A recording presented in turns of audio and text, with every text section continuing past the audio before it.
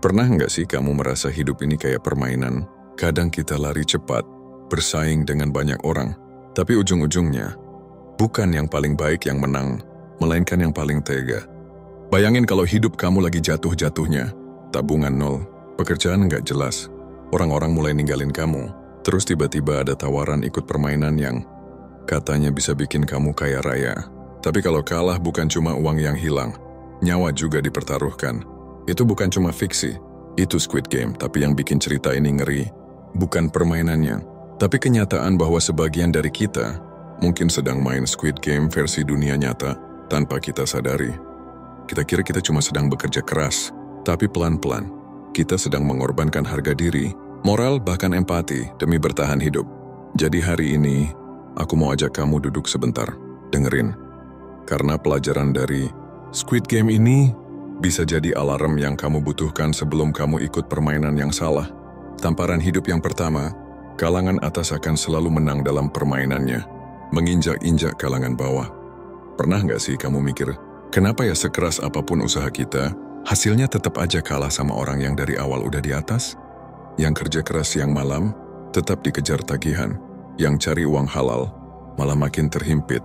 Tapi yang duduk manis, yang punya kuasa dan kekayaan, justru hidupnya kayak nggak pernah benar-benar kalah. Mereka bukan cuma main catur, tapi mereka bikin aturannya sendiri. Dan kalau kamu nonton Squid Game, kamu bakal ngerti banget maksudnya. Karena pelajaran hidup yang paling menampar dari serial ini adalah kalangan atas akan selalu menang dalam permainannya. Mereka bisa menginjak-injak kalangan bawah, dan sekeras apapun kita melawan, mereka tetap punya cara untuk menang. Kita pikir selama ini kalau kita kerja keras, terus sabar, terus jujur, maka dunia akan berpihak. Tapi kenyataannya, dunia ini seringkali bukan soal siapa yang paling baik, tapi siapa yang paling berkuasa. Kita lihat dari awal, Gi-hun, karakter utama kita, itu bukan orang jahat. Dia cuma orang biasa yang hidupnya penuh tekanan, punya banyak utang, hidup nggak jelas, masa lalu kelam. Tapi dia masih punya hati, masih punya sisi manusia. Dia ikut permainan itu awalnya karena terpaksa, karena nggak ada pilihan lain. Sama seperti ratusan orang lain yang juga hidupnya diperas sampai kering sama sistem yang kejam. Tapi yang bikin permainan ini makin ngeri adalah kenyataan bahwa semua penderitaan mereka itu ditonton. Ya, ditonton, dijadikan hiburan oleh kalangan atas. Orang-orang kaya duduk sambil minum anggur, nonton manusia bertarung sampai mati, dan tertawa. Kenapa? Karena mereka bosan, karena mereka bisa, karena mereka punya kuasa untuk mengatur segalanya, bahkan hidup dan mati orang lain. Dan ini bukan cuma soal permainan fiksi. Ini cermin dari realitas di dunia nyata. Banyak dari kita yang juga sedang main dalam permainan buatan orang lain. Kita disuruh sekolah tinggi-tinggi, katanya biar sukses. Tapi setelah lulus, lapangan kerja sempit, gaji kecil, dan kita harus bersaing dengan ribuan orang lain yang juga butuh makan. Sementara itu ada yang dari awal udah punya kursi VIP, lahir dari keluarga kaya, sekolah mahal, punya koneksi, dan mereka tinggal pilih hidup mana yang paling enak. Dan yang lebih parah, ketika kita mencoba melawan, sistem malah ngetawain kita. Ingat waktu Gi-hun balik lagi ke permainan, awalnya dia pengen menjebak, pengen mengungkap semua ini, tapi justru dia yang terjebak, karena sistem ini udah dibangun sedemikian rupa supaya kita nggak bisa menang. Kita kira kita punya kendali, tapi ternyata kita cuma pion yang digerakkan. Dan saat pion mulai melawan, mereka tinggal ganti papan, bikin permainan baru, atur ulang aturannya, dan di akhir ya, Gi-hun gagal. Semua kalangan atas tetap menang. Permainan berlanjut, dan orang-orang bawah tetap jadi hiburan mereka. Pelajaran pahitnya adalah, dalam permainan yang diciptakan oleh kekuasaan, tidak peduli seberapa keras kita berjuang, yang menang tetap mereka yang memegang kendali. Mungkin kamu mikir, lalu buat apa berusaha? Buat apa hidup kalau semuanya sia-sia? Bukan begitu. Justru kita perlu sadar bahwa selama ini kita sudah terlalu lama ikut permainan yang bukan milik kita. Kita nurut, kita patuh, kita kejar validasi, pengakuan, uang, dan status, karena kita kira itu satu-satunya cara untuk hidup. Padahal, itu cuma permainan mereka. Permainan yang dirancang untuk membuat kita saling menjatuhkan, saling bersaing, saling menginjak, supaya mereka bisa duduk santai di atas dan nonton kita hancur sendiri. Kalau kamu perhatikan, semua peserta di Squid Game awalnya saling percaya, saling bantu. Tapi begitu peraturan berbunyi yang kalah akan mati, kepercayaan berubah jadi ketakutan. Ketakutan berubah jadi pengkhianatan. Dan dari situlah sistem ini sukses memecah kita. Karena ketika kita terpecah, mereka menang. Dan itu yang terjadi di dunia nyata. Kita saling sindir di media sosial, saling judge soal gaya hidup, saling pamer pencapaian. Padahal kita semua sebenarnya sedang berada di kapal yang sama. Kapal bocor yang sedang perlahan tenggelam. Jadi pertanyaannya sekarang bukan bagaimana supaya kita menang, tapi lebih ke apakah permainan ini layak diikuti? Karena mungkin justru dengan berhenti ikut permainan mereka, kita bisa mulai bikin permainan kita sendiri. Permainan yang nggak mengharuskan kita saling injak, permainan yang nggak memaksa kita kehilangan nurani. Kita perlu sadar bahwa kadang kekuatan bukan berarti menaklukkan, tapi berani untuk berhenti. Berani bilang, cukup. Berani berhenti mengejar validasi. Berani berhenti jadi pion dalam permainan yang kita nggak ngerti aturannya. Karena yang paling menyeramkan dari Squid Game bukan darahnya, bukan kematiannya, tapi betapa dekatnya cerita itu dengan kehidupan nyata. Bagaimana banyak orang hidup bukan karena mereka punya pilihan, tapi karena mereka terpaksa. Bagaimana banyak orang disuruh bersyukur, padahal yang sebenarnya mereka butuhkan adalah keadilan. Dan bagaimana sistem yang dibuat untuk menolong justru memeras mereka perlahan sampai habis. Jadi kalau kamu nonton Squid Game dan merasa marah, merasa sedih, merasa relate, itu wajar. Karena sebenarnya cerita itu bukan soal permainan, tapi soal kenyataan. Dan mungkin kita tak perlu mulai bertanya, di mana posisi kita sekarang? Masih jadi pion? Atau mulai menyusun papan permainan baru? Tamparan kehidupan kedua, rakyat menengah hanya bisa diam. Ada satu fakta pahit yang sering banget kita hindari. Kebanyakan dari kita baru peduli saat masalah itu menyentuh hidup kita sendiri. Kita bisa teriak soal keadilan, marah soal ketimpangan, nyinyir soal sistem yang rusak. Tapi kalau kita nggak langsung kena dampaknya, biasanya semua itu cuma jadi suara kosong. Dan hal ini tercermin banget dari satu karakter di Squid Game yang sering dilupakan, Junho. Ada satu fakta pahit yang sering banget kita hindari. Kebanyakan dari kita baru peduli saat masalah itu menyentuh hidup kita sendiri. Kita bisa teriak soal keadilan, marah soal ketimpangan, nyinyir soal sistem yang rusak. Tapi kalau kita nggak langsung kena dampaknya, biasanya semua itu cuma jadi suara kosong. Dan hal ini tercermin banget dari satu karakter di Squid Game yang sering dilupakan, Junho. Junho adalah polisi muda yang menyusup ke dalam sistem permainan demi mencari kakaknya yang hilang. Di awal dia digambarkan sebagai orang yang cerdas, berani, dan punya rasa keadilan. Tapi makin lama kita nonton, makin terasa ada sesuatu yang nggak beres dari misinya. Junho menyusup bukan karena dia ingin menyelamatkan para peserta. Dia bukan pahlawan yang ingin menghancurkan sistem. Dia cuma pengen cari kakaknya. Satu orang, bukan ratusan nyawa yang dipertaruhkan di sana. Dan inilah pelajaran hidup yang menampar kita. Kalangan menengah yang nggak terlalu miskin, tapi juga nggak berkuasa, seringkali cuma jadi penonton. Mereka punya cukup rasa peduli untuk merasa terganggu, tapi tidak cukup alasan untuk benar-benar melawan. Mereka punya cukup kenyamanan untuk merasa aman, tapi tidak cukup kuasa untuk mengubah apa-apa.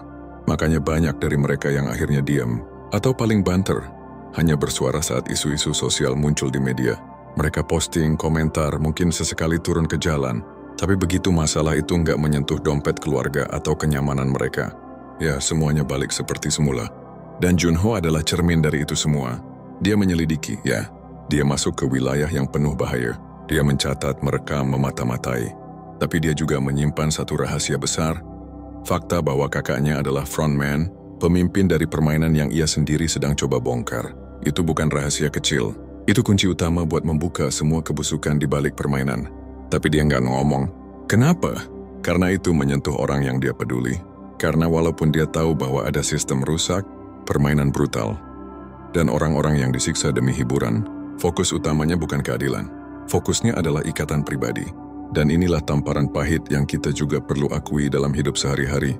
Kita bilang kita peduli soal keadilan sosial, tapi saat teman kita ngejadiin asisten rumah tangga kayak budak, kita diem aja.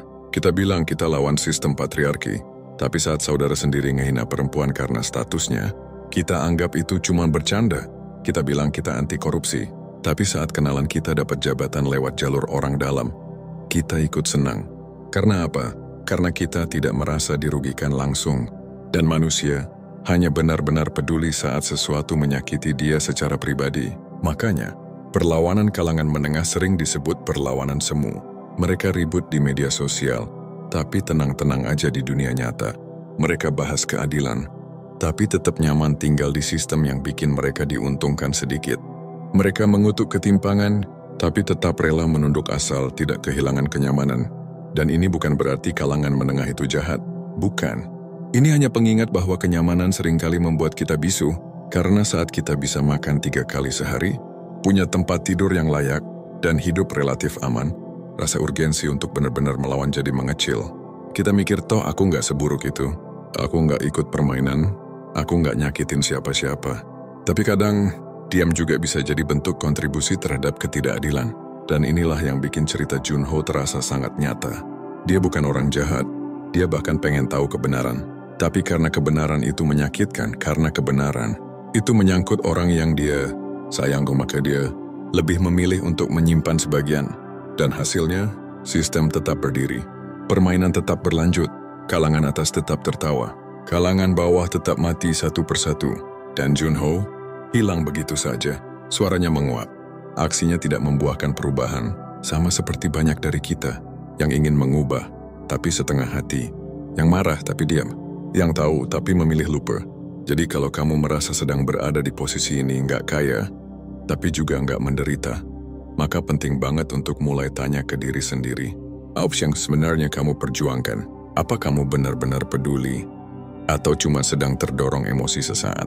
Dan saat kamu punya kesempatan untuk mengungkap sesuatu, apakah kamu siap menanggung risikonya? Atau kamu akan pilih diam seperti Junho? Karena kadang, perubahan bukan datang dari suara yang paling keras, tapi dari keberanian untuk bicara saat semua orang memilih diam. Tamparan kehidupan 3, judi akan selalu abadi, karena ia menjual harapan. Ada satu jenis kejahatan yang nggak pernah benar-benar bisa dihentikan. Bahkan saat dunia sudah sepakat bahwa ini salah, ia tetap hidup, tumbuh, bahkan berkembang. Bukan pembunuhan, bukan pencurian, tapi judi. Bukan cuma soal kartu dadu atau mesin slot, tapi tentang satu hal yang membuat judi begitu sulit dihentikan. Judi menjual harapan. Harapan bahwa mungkin, hanya mungkin, kali ini aku bisa menang. Dan hal ini tergambar dengan sangat jelas di Squid Game. Dari awal, para pemain tahu bahwa permainan ini berbahaya. Mereka sadar bahwa setiap langkah bisa berakhir dengan kematian. Tapi tetap saja mereka memilih ikut. Dan bahkan setelah mengetahui risikonya, setelah melihat darah dan kematian secara langsung, mereka tetap memilih lanjut. Kenapa? Karena harapan untuk menang masih ada.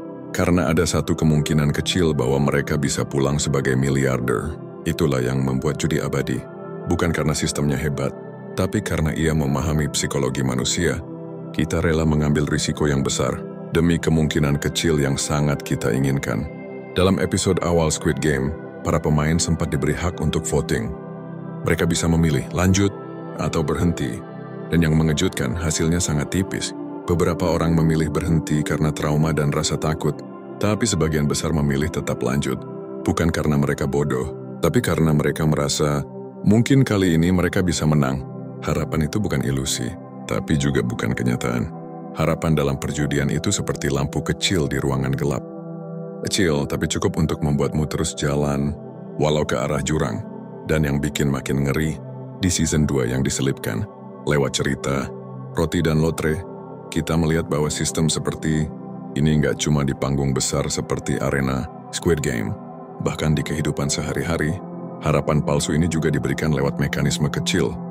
Undian, janji uang tunai, hadiah palsu, gimik diskon besar-besaran yang cuma bikin orang konsumtif dan utang lebih banyak. Semua itu sama, semua itu judi versi modern. Karena pada dasarnya, manusia mudah dibutakan oleh potensi menang. Itu kenapa, bahkan di akhir permainan pun, ketika jumlah pemain tersisa sedikit dan tekanan semakin besar, penyelenggara justru membuka informasi tentang game selanjutnya. Kenapa? Karena saat orang tahu apa yang akan dihadapi, mereka merasa bisa menyusun strategi. Mereka merasa punya peluang menang. Dan saat peluang itu ada, walaupun kecil, mereka akan tetap bertaruh. Ini bukan hanya terjadi di game fiksi. Di dunia nyata, hal ini sangat nyata. Lihat saja industri judi online, slot, taruhan bola, trading bodong, gacha game, pinjaman cepat, bahkan MLM dengan sistem abu-abu. Semua itu memakai harapan sebagai alat marketing. Dan selama harapan itu masih menyala, orang-orang akan terus datang, terus bermain, dan terus kalah. Tanpa sadar bahwa sistem ini tidak pernah berpihak pada mereka. Dan yang lebih menyedihkan, banyak dari mereka adalah orang-orang yang sedang jatuh. Yang tabungannya tinggal sedikit, yang hidupnya sedang hancur, yang merasa bahwa mereka nggak punya pilihan lain. Orang kaya nggak butuh berjudi, tapi orang miskin rela bertaruh nyawa demi kemungkinan kaya. Dan di titik inilah, judi menjadi bentuk eksploitasi terselubung, bahkan lebih kejam dari perampokan. Karena kalau dirampok, kamu tahu kamu sedang dirugikan. Tapi kalau berjudi, kamu merasa kamu punya kendali. Padahal sebenarnya kamu sedang dikendalikan. Harapan itu bukan musuh, tapi harapan yang diciptakan oleh sistem yang tidak adil. Itulah racun. Bayangkan kamu lapar, lalu seseorang menawarkan makanan enak, tapi bilang kamu harus main game dulu. Kamu setuju. Di ronde pertama kamu kalah, tapi dia bilang, "Kate, tenang, coba lagi. Mungkin kali ini kamu menang." Kamu terus mencoba karena kamu percaya. Dan tahu-tahu, kamu sudah habiskan segalanya. Waktu, uang, harga diri. Dan kamu bahkan nggak sadar kalau makanan itu sebenarnya cuma ilusi. Itulah realitas judi. Dan itulah kenapa Squid Game terasa begitu nyata dan menohok. Judi terus hidup karena ia tidak melawan manusia. Ia menggoda manusia. Dan godaan itu tidak datang lewat ancaman, tapi lewat janji. Janji bahwa hidup kamu bisa berubah asal kamu menang. Padahal, yang sebenarnya berubah justru kamu. Bukan jadi lebih baik, tapi jadi lebih tergantung, lebih impulsif, lebih hampa. Dan kalau kamu lihat sekeliling, mungkin kamu akan sadar. Banyak dari kita sedang ikut game ini, bukan dalam arena merah berdarah, tapi dalam bentuk yang lebih halus. Kita ikut giveaway yang nggak masuk akal. Ikut kuis berbayar. Masuk ke investasi cepat kaya. Main gacha tiap hari. Semuanya berangkat dari satu hal, harap menang. Jadi hari ini, sebelum kamu tertarik untuk ambil kesempatan terakhir yang menjanjikan, tanya ke diri kamu sendiri, ini harapan atau jebakan? Karena judi tidak akan pernah hilang dari dunia. Tapi kamu bisa pilih untuk nggak ikut main. Tamparan kehidupan 4, jangan menggantungkan hidup ke orang lain. Di dunia yang keras ini, kita sering diajarkan untuk saling tolong-menolong, untuk percaya pada orang lain, untuk tidak berjalan sendirian. Tapi Squid Game menunjukkan sisi lain dari kenyataan. Kenyataan bahwa menggantungkan hidup ke orang lain bisa menjadi kesalahan terbesar dalam hidupmu. Dalam permainan yang mempertaruhkan nyawa, kita bisa melihat dengan sangat jelas. Banyak peserta yang memilih untuk tidak berpikir sendiri. Mereka memilih mengikuti orang lain, berharap ada yang bisa melindungi, memimpin, atau bahkan menyelamatkan mereka. Tapi apa yang terjadi? Satu demi satu dari mereka justru hancur, karena terlalu percaya, karena terlalu bergantung. Mari kita lihat satu persatu.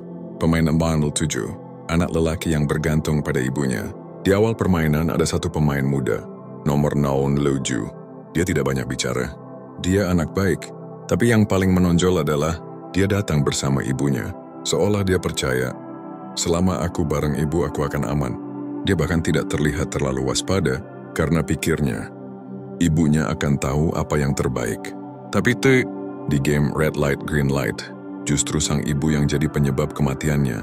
Ibu itu yang panik tanpa sengaja membuat si anak bergerak dan tembak. Anaknya tumbang di depan matanya sendiri. Dan ini bukan cuma tragedi. Ini pesan kuat. Kasih sayang tidak selalu cukup untuk menyelamatkanmu. Bahkan orang yang paling kamu percaya bisa menjadi alasan kamu jatuh.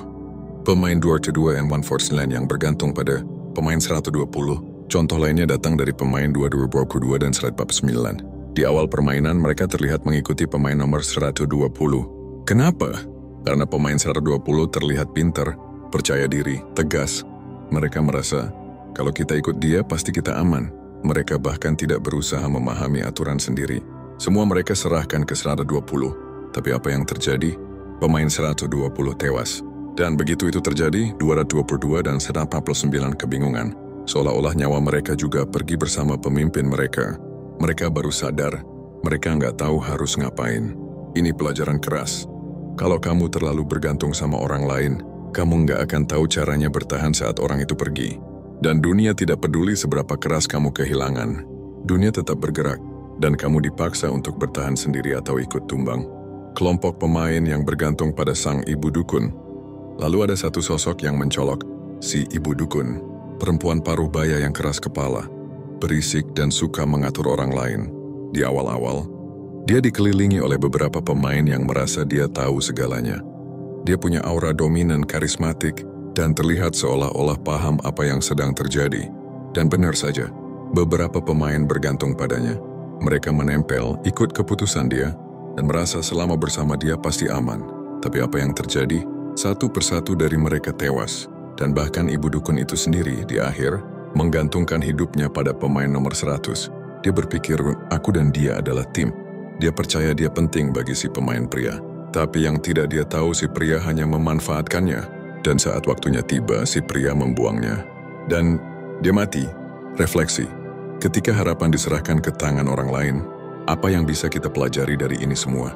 Bahwa di situasi ekstrem dan bahkan dalam kehidupan sehari-hari, menggantungkan harapan, hidup, atau keputusan penting pada orang lain adalah bahaya besar. Mungkin kamu merasa aman saat ada pasangan yang suportif. Mungkin kamu merasa tenang saat ada teman yang paham kamu banget. Mungkin kamu merasa nggak perlu khawatir karena ada keluarga yang selalu membantu. Tapi kenyataannya, semua orang punya batas. Semua orang punya urusan masing-masing. Dan tidak semua orang akan selalu memilih kamu saat waktunya sulit. Dunia nyata tak jauh beda. Di luar layar Squid Game, kita juga sering melihat hal serupa. Banyak orang terlalu percaya pada satu sosok. Atasan, pacar, sahabat, tokoh panutan, atau bahkan figur publik. Dan begitu orang itu jatuh atau pergi, kita kehilangan arah. Kita tidak tahu harus apa. Karena dari awal kita tidak pernah benar-benar berdiri di kaki sendiri. Kita cuma berdiri di bahu orang lain. Dan begitu bahu itu roboh, kita jatuh bersamanya. Berdiri sendiri bukan berarti sendirian. Berdiri di kaki sendiri bukan berarti kamu harus hidup tanpa orang lain. Tapi itu berarti kamu tidak menyerahkan kendali hidupmu pada siapapun. Kamu bisa punya pasangan, teman, atau mentor, tapi kamu tetap harus punya kemampuan untuk berpikir sendiri, untuk memutuskan sendiri, untuk bertahan sendiri. Karena pada akhirnya, satu-satunya orang yang bertanggung jawab atas hidupmu, ya cuma kamu. Tamparan kehidupan kelima. Kalau mau berhasil, pakai orang dalam. Pernah nggak sih kamu bertanya, kenapa orang-orang yang biasa-biasa aja bisa dapat jabatan tinggi? Kenapa mereka yang kamu tahu nggak seberapa pintar, justru bisa lolos kerjaan idaman? Kenapa saat kamu berjuang lewat jalur resmi, orang lain justru jalan pintas dan menang? Jawabannya pahit tapi nyata. Orang dalam.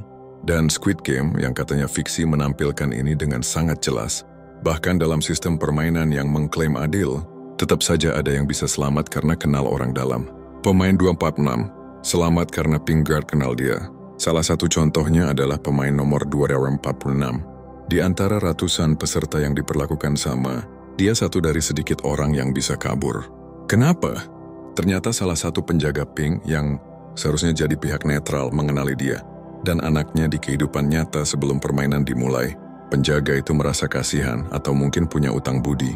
Akhirnya dia bantu pemain 246 untuk keluar. Ini bukti nyata bahwa koneksi bisa mengalahkan sistem.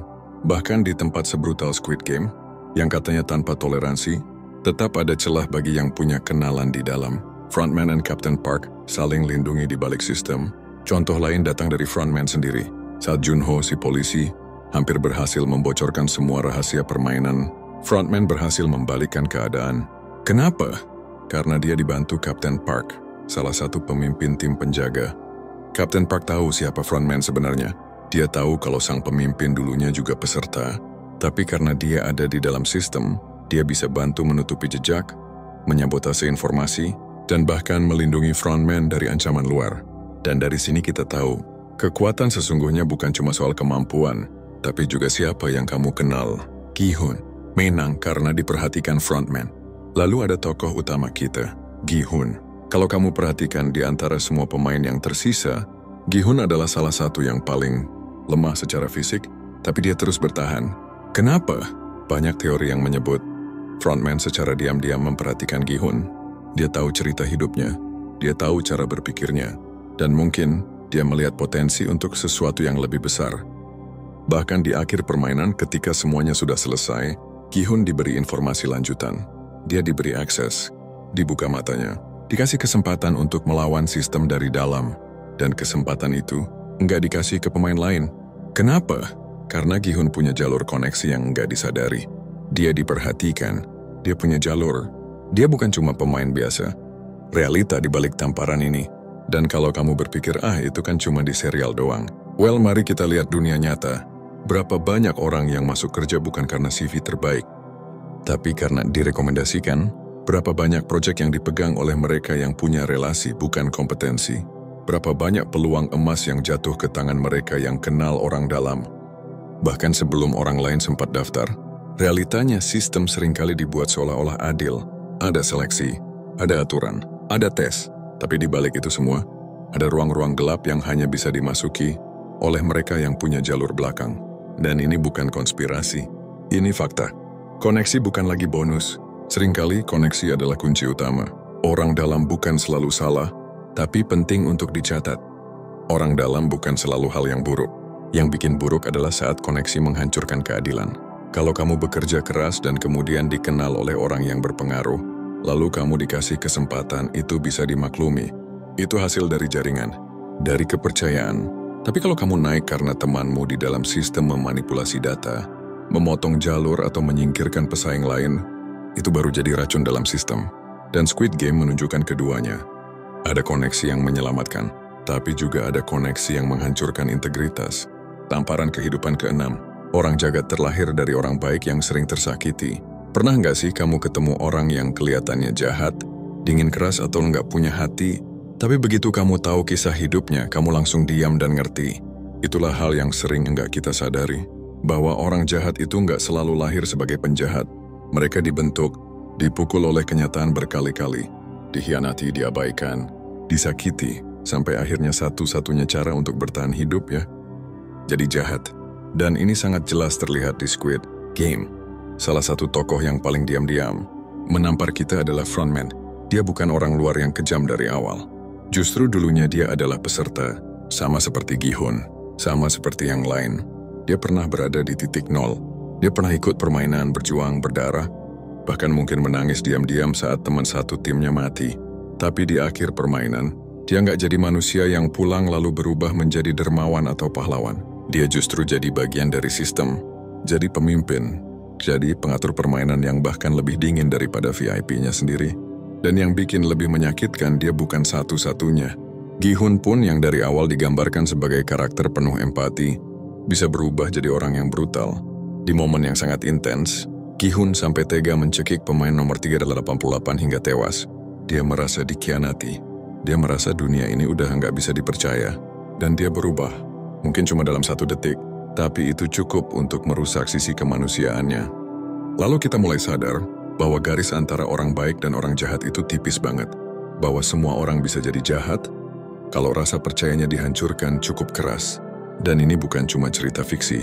Di dunia nyata, banyak orang yang kita cap sebagai toksik, jahat, manipulatif, dingin, atau antisosial, ternyata dulunya adalah orang yang sangat hangat, yang polos, yang tulus. Tapi karena terus-terusan disakiti, dia jadi kehilangan rasa percaya terhadap manusia. Dia jadi dingin bukan karena dia lahir begitu, tapi karena setiap kali dia buka hati, dia disakiti. Setiap kali dia percaya, dia dikhianati. Setiap kali dia memberi, dia dimanfaatkan. Dan akhirnya dia menutup semua pintu itu, bahkan menguncinya dari dalam. Frontman adalah simbol dari ini. Dia adalah bukti hidup bahwa sistem yang kejam bisa mengubah orang baik jadi algojo. Dan lebih dalam lagi, kita mulai paham bahwa Squid Game bukan sekadar permainan brutal, tapi cermin kejamnya realitas. Bahwa manusia bisa menjadi sangat beracun saat kehilangan rasa percaya. Dan yang lebih mengerikan, mereka yang paling jahat justru dulunya adalah mereka yang paling berharap. Orang yang punya harapan besar, saat dikhianati bisa jadi orang yang paling kejam, karena luka terbesar datang dari ekspektasi terbesar. Gi-hun contohnya. Dia percaya bahwa permainan ini akan fair, bahwa dia bisa menang tanpa mengorbankan orang lain, bahwa ada jalur untuk menang dan tetap bermoral. Tapi perlahan, semua keyakinannya dihancurkan. Dia kehilangan orang yang dia sayang. Dia dikhianati oleh yang dia percaya.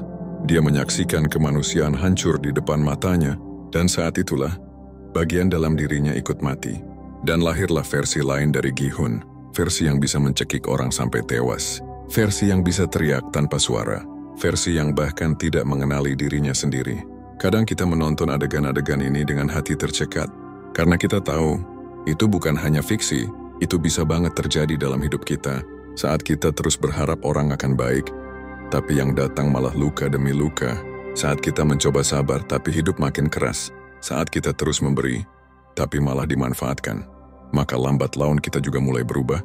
Mungkin bukan jadi jahat secara langsung, tapi jadi curiga, jadi dingin, jadi cuek. Dan tanpa sadar, perlahan kita juga menjadi versi lain dari diri kita yang dulu hangat. Luka yang tidak disembuhkan akan menciptakan dinding. Dan dinding yang terlalu tinggi bisa membuat kita nggak lagi bisa terhubung dengan siapapun, bahkan dengan diri kita sendiri. Inilah yang membuat orang jahat itu menakutkan. Bukan karena mereka kuat, tapi karena mereka sudah tidak punya rasa takut kehilangan. Karena mereka sudah kehilangan semuanya, dan hanya punya satu tujuan, bertahan hidup, meskipun itu artinya menyakiti orang lain. Makanya penting banget untuk menyadari bahwa kalau kita tidak memproses luka, maka luka itu yang akan mengendalikan hidup kita. Kita perlu berhenti sejenak, refleksi dan jujur pada diri sendiri. Apakah aku mulai berubah karena terlalu sering dikecewakan? Apakah aku mulai dingin karena tidak ingin sakit hati lagi? Apakah aku jadi sulit percaya karena terlalu sering dikhianati? Kalau jawabannya iya, maka saatnya pelan-pelan membuka diri lagi. Bukan untuk membiarkan orang menyakiti kita lagi, tapi untuk tidak membiarkan luka mengubah siapa kita sebenarnya. Karena menjadi dingin tidak selalu berarti kuat. Kadang itu cuma cara halus untuk bilang, aku sudah terlalu lelah untuk disakiti lagi. Kita bukan robot, kita bukan mesin, kita manusia. Dan manusia bisa hancur kalau tidak hati-hati, tapi juga bisa bangkit kalau mau memulihkan diri. Karsa Frontman dan Gi-hun adalah peringatan bahwa setiap orang punya titik rapuh, dan kalau luka tidak disembuhkan, ia akan berubah jadi racun yang menyebar ke pikiran, sikap, dan keputusan, yang membuat kita jadi bagian dari sistem yang dulu ingin kita lawan, yang membuat kita jadi bayangan kelam dari versi terbaik diri kita sendiri. Dan kalau kamu hari ini sedang merasa dingin, merasa berubah, merasa tidak lagi seperti dulu, mungkin ini saatnya kamu menengok ke dalam, bukan untuk menyalahkan diri sendiri, tapi untuk jujur dan bilang, aku pernah terluka, tapi aku nggak mau jadi jahat karenanya. Karena dunia sudah cukup penuh dengan orang-orang jahat yang dulunya baik. Jangan biarkan kamu jadi salah satunya. Tamparan ke-7, manusia terlahir untuk berperang, persekongkolan tidak akan bertahan lama. Pernah nggak sih kamu ngerasa dunia ini keras banget? Kayak semua orang tuh sibuk mikirin dirinya sendiri. Awalnya bilangnya kita bareng-bareng ya, tapi ujung-ujungnya mereka duluan yang ninggalin. Dan kita cuman bisa bengong, nanya ke diri sendiri, lah, kok gue ditusuk dari belakang? Itu bukan cuma perasaanmu, itu kenyataan. Dan Squid Game memperlihatkan ini dengan sangat kejam, tapi juga sangat jujur. Di game yang mempertaruhkan nyawa, kita melihat bahwa pada akhirnya, manusia diciptakan bukan untuk bekerja sama, tapi untuk bertahan sendiri. Bahkan ketika awalnya mereka saling percaya, membentuk kelompok, saling lindungi, semua itu hanya sementara. Sampai kepentingan pribadi mulai terusik, sampai ancaman datang, sampai muncul kemungkinan bahwa orang di sebelahmu bisa jadi musuh yang akan merebut satu-satunya tempat aman. Kerjasama itu rapuh, seolah hanya berlaku saat semua pihak untung. Tapi begitu satu pihak mulai merasa rugi, semuanya berubah. Persekongkolan jadi bubar. Dan yang dulunya saling bantu, sekarang saling bunuh. Di episode terakhir ini tergambar sangat jelas. Saat para pemain tersisa makin sedikit, mereka yang sebelumnya dalam tim mulai menunjukkan wajah aslinya. Nggak ada lagi solidaritas, nggak ada lagi kita. Yang ada cuma aku dan aku harus hidup. Yang lemah mulai jadi target, yang terlihat sakit dianggap beban. Yang tidak bisa kontribusi akan disingkirkan, dan bukan disingkirkan secara halus, tapi dengan cara paling kejam, ditendang, dijatuhkan, bahkan dibunuh langsung. Di titik ini, kita sadar bahwa persek tercapai atau yang biasa kita sebut aliansi atau kelompok, itu bukan sesuatu yang bisa kita andalkan seumur hidup. Bahkan dalam hidup sehari-hari, kita bisa lihat pola yang sama. Di kantor, teman kerja bisa tiba-tiba menjatuhkan kita demi promosi. Di bisnis, rekanan bisa membelot saat melihat peluang lebih besar. Di pertemanan, bahkan orang yang paling kita percaya bisa pergi saat kita lagi jatuh. Bukan karena mereka monster, tapi karena naluri bertahan hidup manusia kadang lebih kuat dari moralitas. Kita ini dilahirkan dalam dunia yang kompetitif. Sejak kecil kita diajarkan untuk jadi yang terbaik. Diajarkan bahwa hidup ini perlombaan. Nilai terbaik, karier terbaik, gaji tertinggi, gaya hidup paling keren. Dan tanpa sadar kita tumbuh dengan pola pikir, kalau dia naik, aku harus naik lebih tinggi. Kalau dia sukses, aku harus lebih sukses. Kalau dia selamat, aku juga harus selamat, meskipun harus mengorbankan dia. Inilah mengapa perang itu abadi. Bukan cuma perang antar negara, tapi perang antar manusia dalam bentuk yang lebih kecil. Rebutan validasi, rebutan pengakuan, rebutan posisi, rebutan rasa aman, rebutan cinta, rebutan hak suara. Dan semua ini terjadi bahkan saat kita bilang kita satu tim, bahkan saat kita tersenyum, duduk di meja yang sama, ngobrol dan bercanda. Karena ketika satu pihak merasa mulai kalah, rasa percaya itu mulai retak, dan begitu retak susah untuk kembali utuh. Di Squid Game tidak ada tim yang benar-benar sejati. Semua hubungan dibangun atas dasar, aku butuh kamu sekarang. Tapi tidak pernah ada jaminan bahwa hubungan itu akan tetap ada ketika kebutuhan itu hilang. Dan ini keras. Tapi jujur, karena di hidup ini, kamu akan bertemu banyak orang yang terlihat peduli sampai mereka nggak butuh kamu lagi. Kamu akan disayang, dirangkul, dianggap penting, sampai mereka merasa kamu bukan bagian dari jalan sukses mereka. Dan yang paling bikin ngilu adalah ketika orang yang paling kamu percaya justru yang pertama menusukmu dari belakang. Seperti yang terjadi di permainan kelereng. Saat para peserta diminta memilih pasangan, mereka pikir akan kerjasama.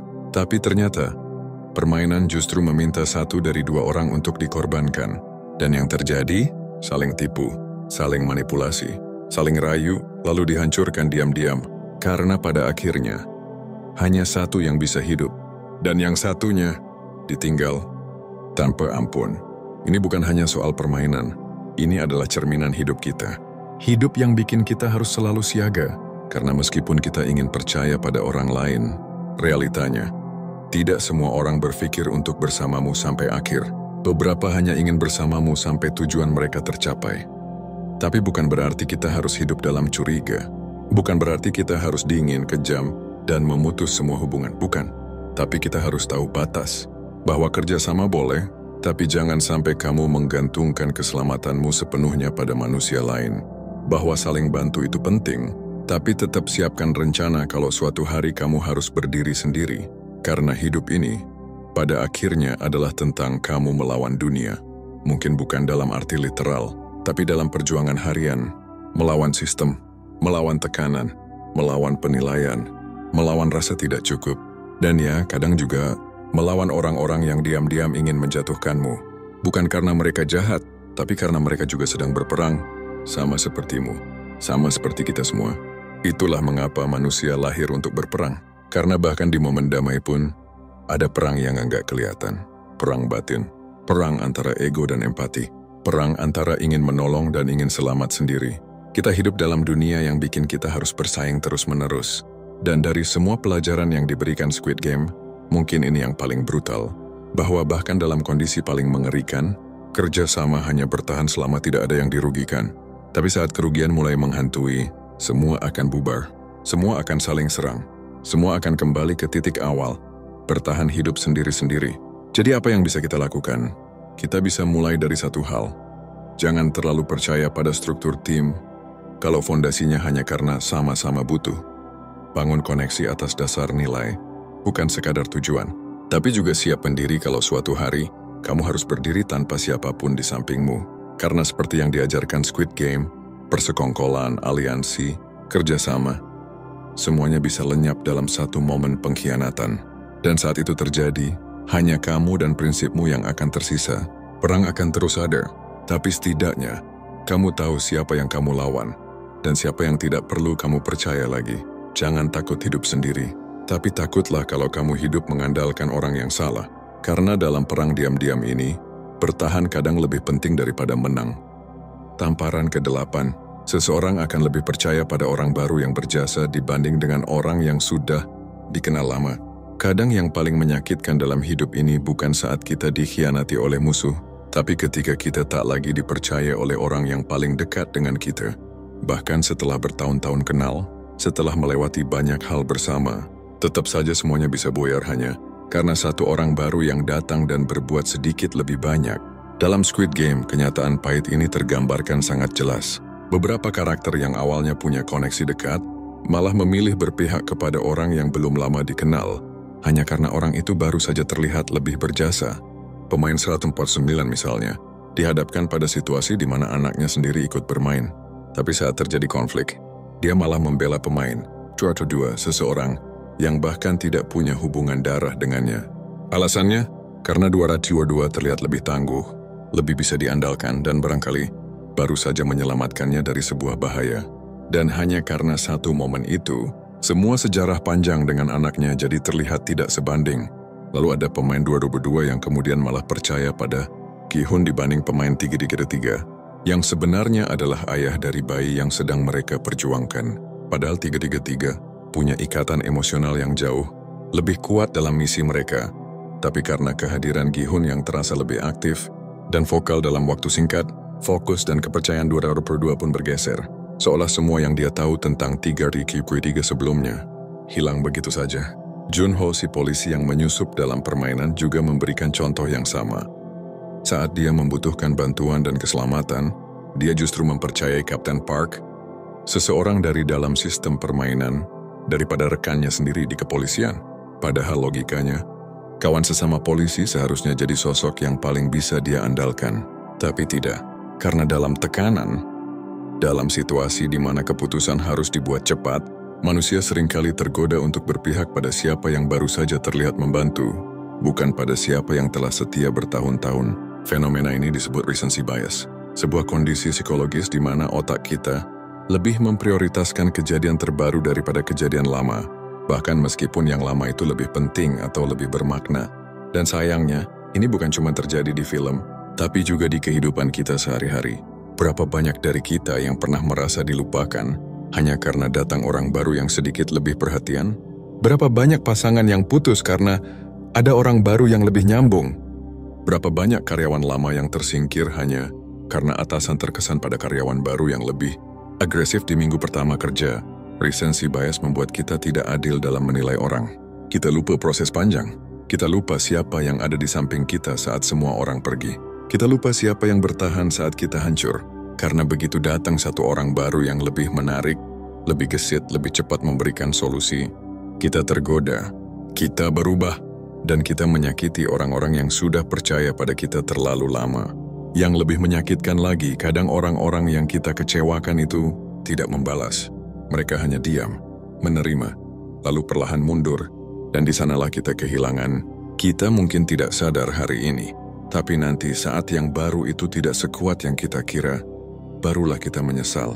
Kita baru sadar bahwa orang yang sudah kita abaikan itu justru adalah satu-satunya yang benar-benar mengerti kita sejak awal. Squid Game menampar kita pelan tapi dalam. Ia menunjukkan bahwa dalam situasi genting, kita cenderung menggunakan penilaian instan. Kita cari siapa yang kelihatan bisa diandalkan sekarang, bukan siapa yang sudah setia sejak dulu. Dan itu berbahaya, karena tidak semua kebaikan terlihat menonjol. Tidak semua loyalitas datang dengan suara keras. Kadang justru yang paling tulus adalah mereka yang diam-diam menjaga. Yang tidak banyak bicara, tapi selalu ada saat kita butuh. Tapi karena mereka tidak dramatis, kita lupa menghargai mereka. Recency bias bukan hanya bikin kita salah menilai, tapi juga bisa menghancurkan hubungan yang dibangun puluhan tahun. Karena manusia gampang terpesona oleh yang baru. Karena kita lebih cepat mengingat siapa yang menolong kita hari ini, dibanding siapa yang sudah berkali-kali menyelamatkan kita bertahun-tahun lalu. Dan lebih parahnya lagi, saat kita sadar kadang udah terlambat. Orang yang dulu selalu ada, sekarang sudah memilih pergi. Bukan karena lelah mencintai kita, tapi karena lelah tidak dianggap. Dan mereka belajar bahwa ada saatnya cinta harus berhenti memperjuangkan.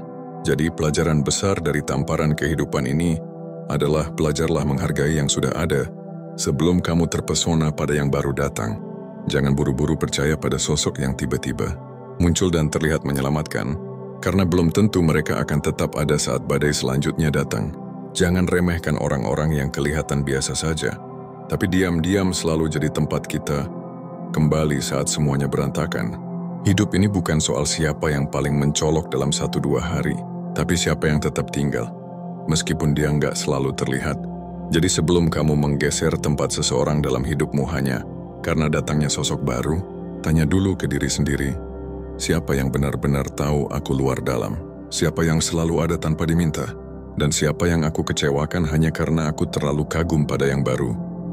Karena dalam hidup, kehilangan terbesar seringkali bukan kehilangan orang yang baru datang, tapi kehilangan mereka yang sudah lama bertahan hanya karena kita terlalu sibuk memperhatikan yang baru bersinar. Jangan sampai kamu sadar saat semuanya sudah terlambat. Jangan sampai kamu kehilangan berlian hanya karena kamu tergoda. sama batu yang baru dicuci. Karena tidak semua yang bersinar itu tulus. Dan tidak semua yang biasa itu pantas diabaikan. Recency bias adalah jebakan psikologis. Dan kalau kamu tidak hati-hati, kamu bisa jatuh ke dalamnya. Sama seperti para pemain Squid Game, yang mengira mereka sedang membuat keputusan terbaik, padahal mereka sedang menghancurkan hubungan yang paling sejati. Yang baru belum tentu lebih baik. Yang lama belum tentu usang.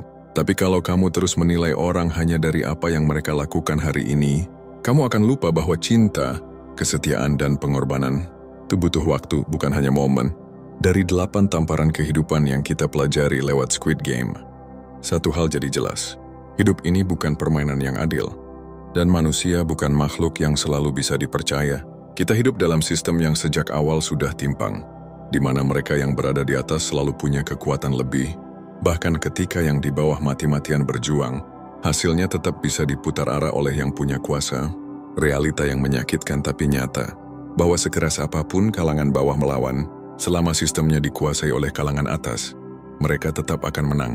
Dan yang lebih menyakitkan lagi, mereka yang di tengah kalangan menengah hanya bisa diam.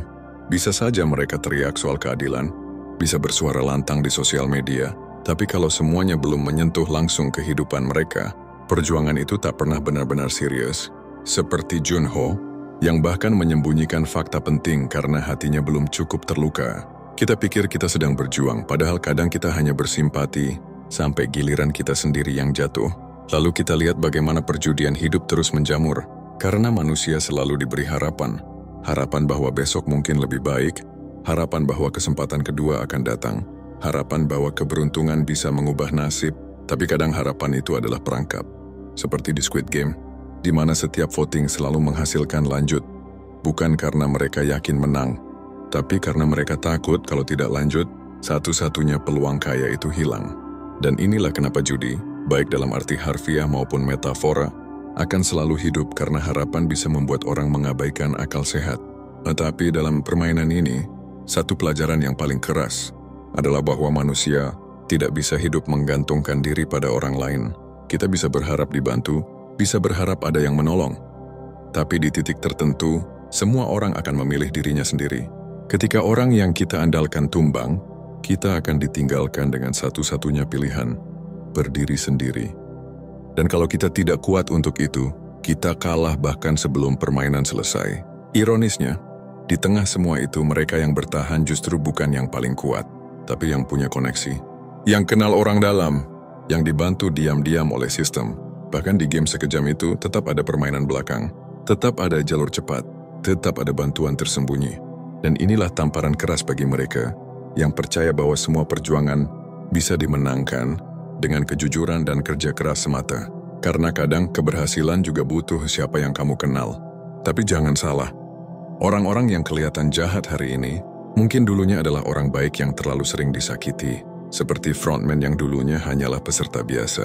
Seperti Gi-hun yang awalnya manusia penuh empati, tapi bisa berubah brutal hanya karena dihancurkan oleh kepercayaan. Inilah kenyataan lain dari hidup. Manusia bisa berubah, dan seringkali perubahan paling ekstrem lahir dari luka paling dalam. Mereka yang awalnya ingin memperbaiki sistem, bisa berubah menjadi sistem itu sendiri ketika terlalu lama hidup dalam pengkhianatan.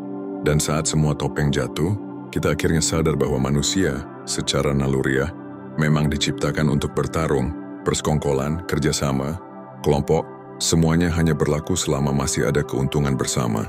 Tapi ketika situasi berubah, ketika ada potensi kehilangan, semua kembali ke mode bertahan hidup. Yang lemah jadi korban, yang kuat menyerang duluan. Kita pikir kita sedang dalam tim, padahal kita cuma sedang menunda momen saling hancur. Lalu datanglah tamparan yang paling menyedihkan, bahwa seseorang lebih mudah percaya pada orang baru yang terlihat berjasa, dibanding orang lama yang telah bertahun-tahun hadir dalam hidupnya. Inilah jebakan recency bias. Kita menilai orang dari momen terbaru, bukan dari keseluruhan perjalanan. Kita lupa siapa yang pernah ada di titik terendah kita. Kita tergoda oleh yang terlihat bersinar sekarang. Dan kita hancurkan hubungan lama hanya karena seseorang baru memberi sedikit perhatian. Lalu pada akhirnya, kita kehilangan yang paling berharga tanpa sadar. Jika kamu suka konten seperti ini, tekan tombol like dan subscribe-nya. Komen untuk diskusi dan share ke temanmu yang butuh tamparan ini.